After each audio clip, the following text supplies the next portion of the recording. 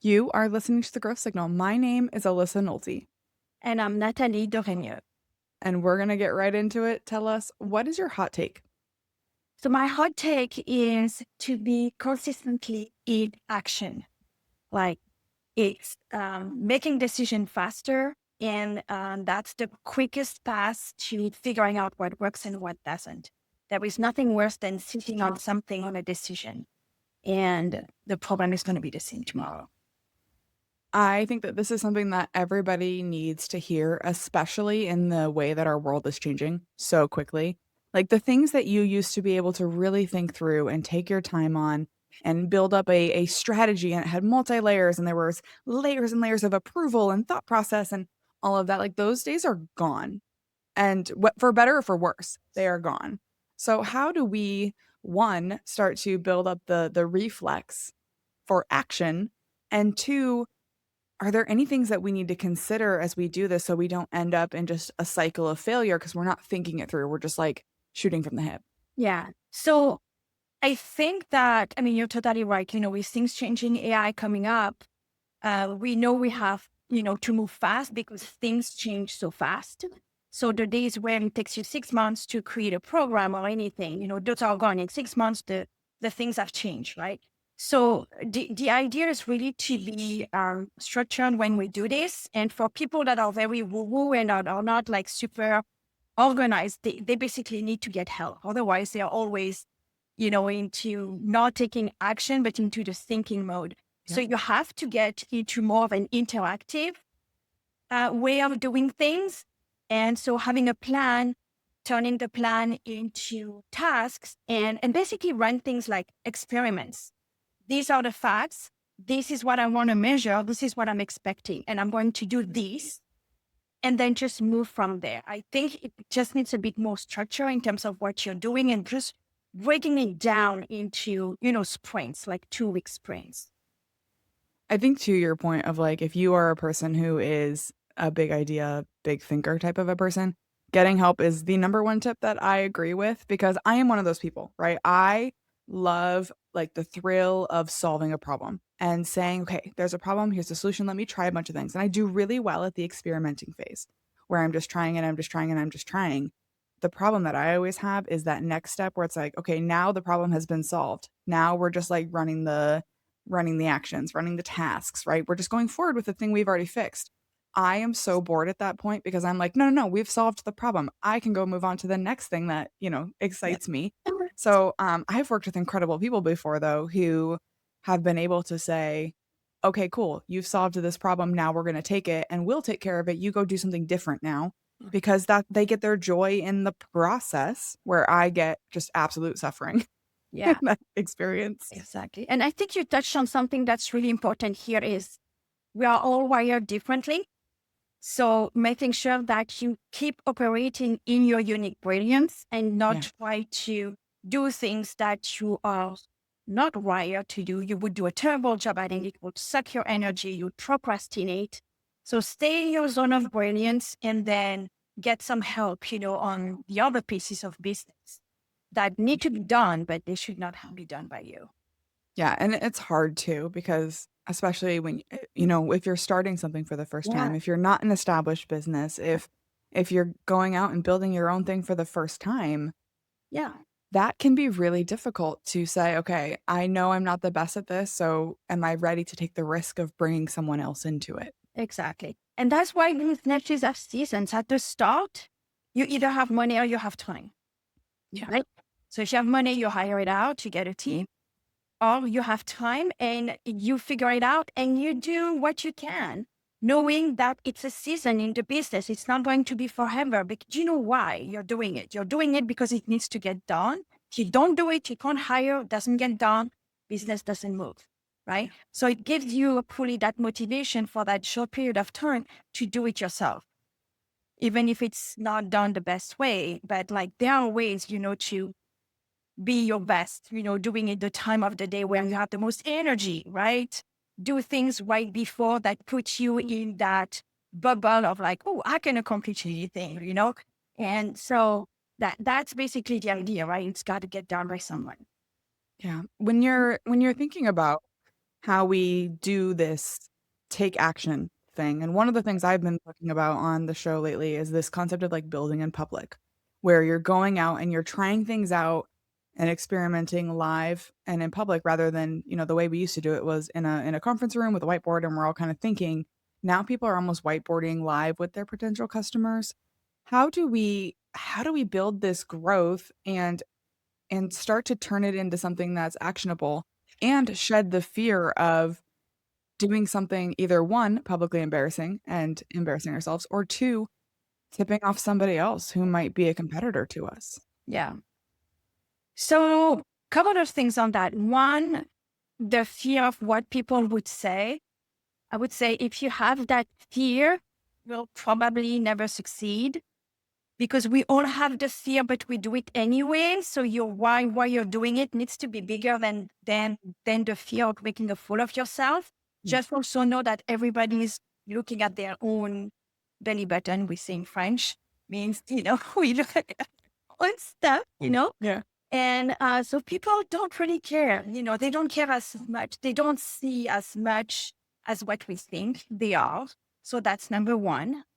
And then number two, I can't remember what was your number two. The other thing, The fear of if somebody like, okay, so if I have this really cool idea and I'm oh, out in public is it talking about it and stolen? somebody steals it. Okay. So everything out there has pretty much been done. It's the way you are going to do it. So the more you inject you, nobody can replace you. So that's why you need to show your personality and your vision and what you stand for as much as possible, because that nobody can replace. Nobody can be you. A lot of people can teach you many things. Nobody can teach it like you. So have your own method, your own framework, your own way of doing things. Sure, people copy, but there is enough work for everybody. So stay in your lane and don't, not show what your plan is in fear that people would steal, Mhm. because you are putting too much importance on these people versus people that actually need you. What do you think is the biggest blind spot that people have when they're thinking about if they're hearing what we're saying and they're saying, "Okay, I'm ready to start taking action." What is their biggest blind spot in that process? It's probably that they don't know what they don't know, and they don't know that. See what I mean? So there is this thing where when we have an expertise, we have knowledge. We know how to do things. Maybe we've helped people in a certain capacity, on this, and we think we know what people want. And we're like, no, I know what they want. No, you might know what they need, but you don't know what they want. And they forget that they actually need the audience Mm. to figure things out. So to your point where you were saying, let's co-create. I call it co-create, collaborating, telling people what you're up to and making sure that you create something that works for them and for you. I mean, if you do this, when you think about it, you can't fail, because you can't connect with these people, you don't create. So you don't create something that doesn't sell, right? By definition. And really the idea is to make sure that you involve them, in that process, and you figure out what word are they using? Where are they at? You need to meet them where they're at. And that's very often where people miss the mark. There's still a gap. When you talk about, like not knowing what you don't know, right? And it's that real paradox of you don't know that you don't know, so therefore how could you ever possibly know to go look for something Yeah. like get out of this like don't knowing Yeah. loop? Are there resources out there that can help us like stretch our minds or figure out what we don't know or go down that path? Or is it really just you luck out of this not knowing loop? Yeah. So I think, the best way that I found is to not stay in isolation. If you surround yourself with other people that are doing the same thing, they're going to talk about, you're going to meet people that are just a little bit ahead of you, and they might have seen things. Same thing, you can help somebody that is just getting started and maybe you're 6 months ahead. So, I mean, once you understand that, oh my gosh, I didn't know that, then maybe you start to be a bit more on the lookout for things and realizing that you might have the expertise, you might be like the bone of the business. There are so many other things that need to be put in place for this to work, right? And you don't know what they are, right? I mean, we kind of have an idea. We need some marketing, we need some sales, but like it's just being curious and being and surrounding yourself, not staying in isolation and doing this on your own because you're going to miss out on a bunch of things. Well, and not only I completely agree with that. And I feel like post COVID, we all got real comfortable in our houses, right? Like we're Yes. doing this podcast from halfway across the world where I'm in Iowa and you're in the south of France. And that's a great benefit that we all kind of accelerated towards, in this virtual world. But there really is something special about one, going out and connecting with other people. But I also think, two, connecting with people who have nothing in common with you, seemingly. Mhm. Because some of my best ideas have come from conversations with people who had nothing, they knew nothing about my business, nothing about my expertise, I knew nothing about theirs. So it was a true like a true learning experience because I knew nothing. I was a total novice at what they were the best in the world at. Yeah, absolutely. I think it goes both ways. It's nice to be surrounded by other people like in your field or doing something similar, but just being in a group with people like maybe you have a brick and mortar business or, something totally different than what we might be doing online has so much benefit because you like things like they are totally different level when it comes to having a team, Yeah. because they have like an actual store, so they need to have employees, and they go through churn and having to fire people and all these things much faster than we might have to, So it's things that any business might encounter at some point, needs to know, needs to be aware of. But it's nice to see different angles, different way of thinking, just because we have very different business models. You mentioned earlier the idea of experiments, right? So when I think of the word experiment, I think of, like the scientific method and the things that we learned in school and like going through this process of having a hypothesis or something you think and Yeah, then exactly. finding ways to test it. But take us through that. Like if I'm hearing this podcast and I want to start experimenting with an idea that I have or taking action, what do those steps look like and how do I make sure that I'm doing it in a way that best serves the reality, the truth that I'm seeking, and not necessarily the bias that I have for what I want to see in those Yeah, experiments. absolutely. And always say numbers don't lie. So you need to have metrics, right? To have an idea. And actually, that's a great example is I'm going to drink my own Kool-Aid, like we said, because I'm running an experiment, that I'm going to today or tomorrow that I'm starting. So I'll tell you exactly what that could look like. Say you want to run a program, but you're not exactly sure if people want it, and if even your existing audience wants it, right? The experiment could be I'm going to give myself 2 weeks to create an interest list and get 20 people to raise their hand and say, I'm interested, right? So that's my metric is going to be how many people on my interest list. So what you do is you send the experiment is like, okay, I'm going to send an email to my audience and say, hey, I'm thinking of doing this. This is what it is for. This is the problem it's going to solve. I don't know yet when it's going to come out, how much it's going to cost, but this is what I'm thinking. Is that something you'd be interested in? If yes, just click the link so I know, right? So already when you do this, you're going to have a first metric, which is the clicks, right? Are Mhm. people actually clicking to raise their hand? Now, what that gives you is a very clear sign that you cannot ignore, like, are the people clicking or not clicking? If nobody's Right. clicking and you thought that you had an idea that they might be interested in, sounds like, could be the wording, but now sounds like it's not. So, of course, you don't just do one email. Actually, I'm doing three.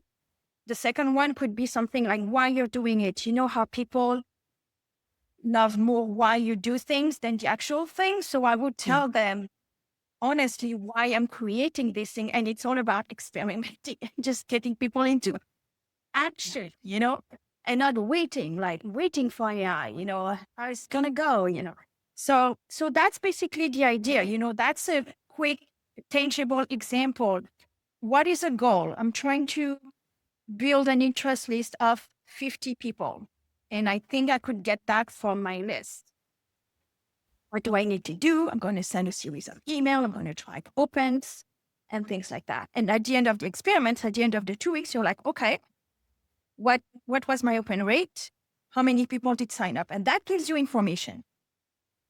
How do you determine what is a reasonable success metric? Because you said like 20, that you're going to get 20 on your success on your list. How do you make sure that your number is a good indicator that you have a real idea here, but not so unrealistic that you're going to be disappointed? So, for example, I've worked with people before who will run a 2-week experiment, and then if they didn't make $100,000 in new business in that 2-week experiment, that Oh, this is an absolute failure, and we have to try something, and then they completely pivot their strategy a different direction. And, how do we set success metrics that are based in reality for yeah. what actually is successful? Yeah. So actually, there are two things that the number needs to do. One, it needs to be realistic. So if you have a list of 500 people and you think that half of them are going to raise their hand, no, they're not. Okay. Yes, No, they're true. not. I'm telling you right now. And if you say, oh, I need from 500, I need 200 to raise their hand and I need 150 to buy. And then you're like, and my program is 1,000. So it's going to be 150,000 I'm making. I'm going to tell you right now, you're going to be very disappointed. Yeah. Right. So one is that, is that realistic? And two, it needs to be a number that excites you and does not stress you. What I'm talking about here is that, one of my things is membership sites and memberships. We want to get as many people as possible. But when you launch the first time, you don't. Yeah. You want less people, but you want the right people because you want people that are going to give you feedback that you actually want, not from the wrong people, right? And it's going to be easier to manage. So you want to find the number that excites you. I'm like, oh, I'd be happy with that, where you can get enough data, right? Because it's not about the money when you first launch. It's about getting the right people and being able to have that co-creation and get enough feedback that you can create something that's truly amazing for them and for you. So it's a subjective number, but it needs to take into account your existing list. But don't count on doing Facebook ads and then things like that because those people are too cold. Like we're talking about our existing audience, right? The people that kind of know you already. And the minute you say, I want to do something, they might jump on it, right? So those are the two things, realistic and a number that excites you more than it scares you. Like, I love too that you say a number that excites you. Because let's be honest, like, we all have a million things that we could be doing. Like, I've got 2 little kids, I've got a business, I've got a husband. Like, I have more than enough things that I could be doing. And if it doesn't excite me, then like, why are we doing it? Why are we living this life if we don't have that excitement? exactly, absolutely. And that's something that like I tell people all the time, like I'll tell this story, I used to have a program, it's called First Members, and it's to help people get their first members in a membership. I don't run it anymore, but because it turned into a one-on-one. Now I was helping everybody one-on-one. But there were like 2 people in the course, they ended up not launching a membership. And that was because the excitement was not there. And I was telling them, okay, I can help you. But when you talk about it, I don't see you getting excited. And if you're not, how do you expect people to be? Excitement is when we are okay to make mistakes because we want to keep moving forward because we want to see the other side. Yeah. That's where we don't procrastinate because we are like, I don't know if I'm the right person for this. I don't know if it will work. When you do all these things, you're not in excitement. You're like in resistance and nothing good happens. And if you don't have that level of excitement, you are going to hit a hurdle, right? It's going to happen no matter Oh, what you're trying to do. Like, there was one time where I went through a phase where I was like, oh, I'll start making like social media videos and I'll put clips on TikTok. And then I started to actually get quite a bit of traction there. And then like people were commenting and like stuff, and I hated it all of a sudden. I was like, I don't want, like, I discovered that my excitement of making the video did not outweigh my feeling of like having people in it. And I realized like, oh, this content's just for me. That makes sense now. Yeah. And so like understanding where that hurdle or where that dip is going to come or where, you know, the success takes time. I started this podcast over a year ago. It took me probably a year to feel any level of traction Oh, and to gosh. feel like anyone was listening to this damn thing. And then all of a sudden I started getting messages from people who were loving the show and my listens started to shoot up. But if I would have quit after those first, God, like 40 episodes almost, I would have been done before I found this amazing thing that's changed my business entirely and Yeah. my perspective on life. But probably a full year to see any level of success. Yeah, I'm not surprised. Yeah, absolutely. That's they call it great, whatever that is, but like that's what keeps you going. It's when you know deep down this is what you want to do. Yeah. It's amazing the strengths that we can find. Yeah. Considering the people that you know or aspire to know, who else is out there? Who else do we need to be listening to? Okay, so this is the perfect place to say this because as you were talking, I was thinking about the person that helped me see who I was and that I was not flawed, that I was not broken. Her name is Fabienne Fredrickson, and she runs Bold Hearts. And that's the only of the many programs that I've done that really made me do a work on myself, my personality, showing that I was not broken just because I couldn't. I'm a to-do list. I'm not the entrepreneur type of thing. So when you rank on the Colby and the Strengths Finder and all these things, like, well, no, you should be an operator. You should not be, your own boss, right? And she made me see that I was not broken. I just needed to know where I can operate really well and get support for that. And if someone is loving this conversation, they want to hear more from you, where can they find you online? Yeah, so they can find me at themembershiplab.com/Alisa, and I will have something there for them that's truly unique to them. I love that. We'll make sure that we drop that link in the show notes. And if you're looking for me, you can also find me on LinkedIn. You search Alyssa Nolte. And if you find the notorious plant killer, you know you have found the right Alyssa Nolte. I also write on Substack under Alyssa Likes to Talk. Thank you so much for coming on the show today. I loved this conversation. I think more of us need to start taking action and taking risk and running experiments and committing to the idea that, hey, it might not work out right away. It might not work out ever, but we will never know unless we put down our pen, step away from the whiteboard, and try. So thank you so much for taking the time. Thank you so much, Alisa. Thanks for listening to today's episode. There are millions of podcasts out there, and something like 70,000 new episodes are released every single day. It's not lost on me how lucky I am to have such an incredible community who show up and support this show. To be a guest or nominate someone who should join me on the pod, head to alyssanolte.com. And if you're looking for ad-free episodes, you can join me on Substack. I post all new episodes of my podcasts and share appearances on other people's shows, plus bonus content and updates on what I'm working on. Search Alyssa Likes to Talk or tap the link in the show notes.